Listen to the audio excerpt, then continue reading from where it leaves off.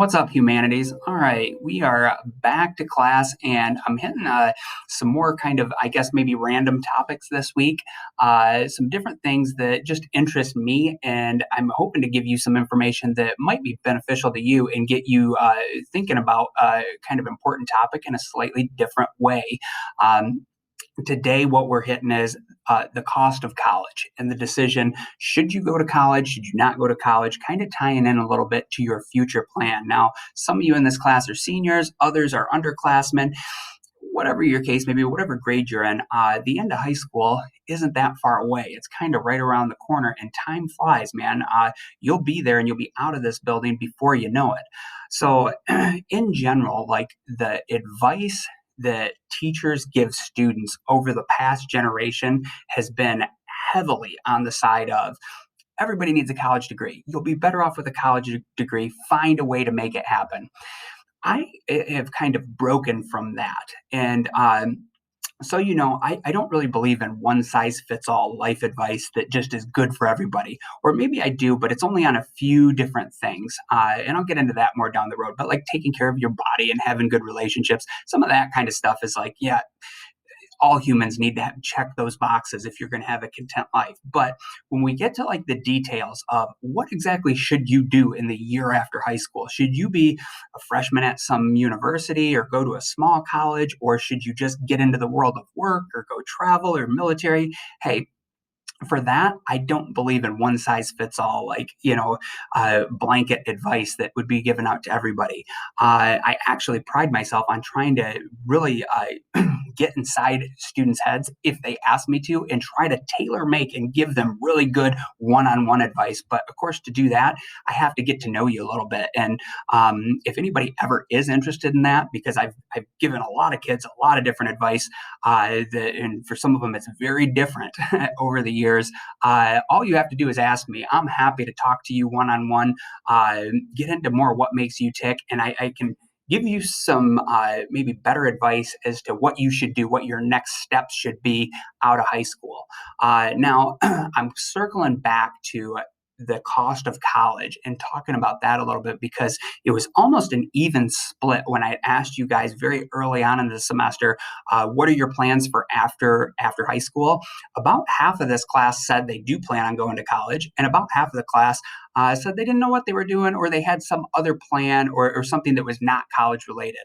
Um, Please know for this, I'm just one guy giving out advice and some of my thoughts. I'm not trying to like totally alter your path if you have it all laid out. And I don't want any angry phone calls from moms, getting on Mr. Tylutki for talking their kid out of going to college or something. I think you need to do what's right for you. But I also think you need to think kind of deeply on this too. I know that, like, and this goes back to my high school experience. Basically every single teacher that I ever talked to, or that my friends talked to, always said pushed college very heavily. But think about it, teachers, in order to have a teaching job, you have to have at least a bachelor's degree or a 4 year degree. Most of the time these days, you can't get that 4 year degree done in 4 years. Now, even for most kids, it's 4.5 to 5 or 5.5 years. Um, so we've all gone through that path. A lot of teachers like myself have a master's degree too. We've gone through that system. That's the path we took. And most of us would say, hey, it's kind of worked out for us. But that doesn't mean that that's the only path out there. If you're going to college, have a great experience for one. And I don't want to discourage anybody from doing that. But what you need to think about is, and I think this can kind of answer the question for you, what do you really want to do with your life? If the answer is you want to be a doctor, or you want to be a teacher, or you want to be an attorney, well, those kind of professions, you have to have a college degree to do any of those. So I guess you need to find a way to get college done. If your answer is, I don't know quite what I want to do with my life, then I would say you probably don't go just enroll in college and start dumping a bunch of money into something, because I've known a lot of personal friends, and I've known a lot of students that I've had over the years that have gone to college. They've racked up 10, 20, $30,000 in debt over a year or two, and then they end up shifting gears and going on to something different. But that debt follows them. So a dirty little secret of the college experiences, You can accumulate debt in your life once you're an adult. You can get a credit card. You can go take a loan for a car. Most debt in America, you can, if things go bad in your life and you're not able to pay it back, you can declare bankruptcy, and it's going to screw your credit up for like a 7 year period or so. But you can get out of it. You might lose your car, but you don't have those payments hanging on you, and you won't have that debt on you attached to you for the rest of your life. College is one of the only things in the United States that you can never declare bankruptcy on. So think about that. Whatever loans you take out that are college loans, whether you get a degree or not, whether you end up going into your chosen profession or not, no matter how much money you make, you can never declare bankruptcy and get rid of that debt. It's going to follow you until you either pay it off or die. So that's something that, man, I don't know that that's necessarily fair. And I don't think that most kids going into college at 18 or 19 years old really truly understand that. I said I don't believe in just general advice that I give to everybody. But one thing that I do think is pretty solid advice that would apply to the vast majority of students is try to take as little debt as possible. And I also say, try not to do things that can't be undone, that are permanent changes, whether that's maybe like getting a tattoo or doing some body modification or getting into debt that you can never ever get out of.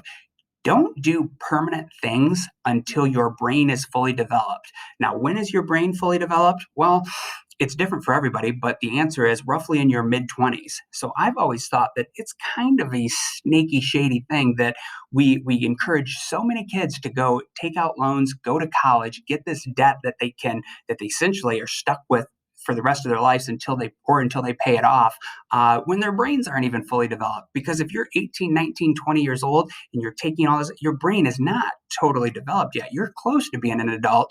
You might legally be an adult, but you're still developing as a human being, and you might change your mind in those formative years in your late teens and early 20s. My kind of general advice that I think fits for most kids is, if you have a job that you absolutely you know that this is the vision, I want to be a teacher, a history teacher like Tylutki, or I want to be an attorney or a doctor, and that's just going to be your passion in life. You need to find a way to go through and get that college degree with as little debt as possible. Okay, get your education, but keep the debt ratio very, very low. Think about how are you going to pay that off in years down the road. So if you're not sure what you want to do, I would encourage you probably to go get into the world of work, go make some money, go figure things out a little bit, maybe join the military. If you do join the military, it doesn't have to be a lifelong commitment.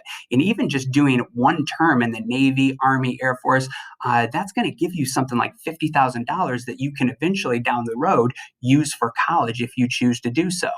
Now, in general, if you have somebody that's going to pay for your college degree, I fell into that category. My dad had agreed, as long as I kept my grades up, he would pay for my degree at Central Michigan. That was very lucky. And we were not like rich people. Actually, both of my parents were public school teachers like I am. But that was a great bargain my dad gave me. And I did keep my grades up and I got the college degree. And I came out of college with zero debt. I didn't have a penny of debt into my name. That was a great situation for me. If any of you have somebody in your life that's willing to totally just pay for your college, well, then, man, I would say you probably want to go for it. You'll probably be better off with a college degree, especially if you come out debt free. But if you have to take loans out for it, be very careful of that. If you come out with 50, 60, 70, 100 grand in debt and at small colleges that are very expensive, that's easy to do. And you get a degree like I have in teaching, you're never going to pay off $100,000 in student loans on a teacher's salary. Now, if you're a brain surgeon or something, you might be able to do that. But that's just something that you need to kind of do the math and dig into it and think about it. I'll also say some other good advice for you. Don't just base everything off any one person. Don't just listen to Tylutki. Don't just listen even to your mom or your dad. You should talk to all of the adults in your life that care about you and that you genuinely think have your best interests at heart. And then you need to kind of figure out all of that advice. consider it all. Listen to what everybody has to say, but then remember at the end of the day, it is your life, and you need to eventually kind of zero in on what you are going to do after high school and once you get into adult world. So now I know I'm kind of babbling on a little bit. I have another video that I'm attaching that is going to go over a few things and some stats and data about the cost of college.